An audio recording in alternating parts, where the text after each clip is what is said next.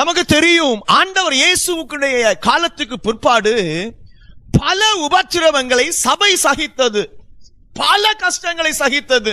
ஸ்தோத்திரம். 8வது அதிகாரம் அப்போஸ்தலர் நடவடிக்கைகள் புஸ்தகம் 8வது அதிகாரத்துக்கு நேரா நீங்க வந்தீங்கன்னா அங்க ஒரு பரிசுத்தவானுடைய மரணத்தை நாம பார்க்கிறோம்.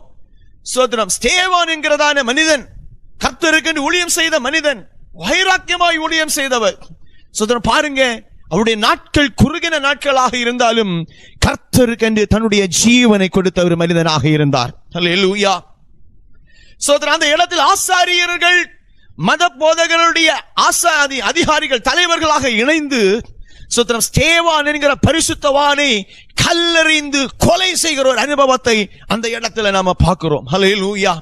ஸ்தோத்திரம். அதை தாண்டி அப்போஸ்தலர் நடவடிக்கைகள் புஸ்தகம் 12வது அதிகாரத்துக்கு நேராக நாம் வரும் பொழுது அந்த இடத்துல நாம பார்க்கிறோம்.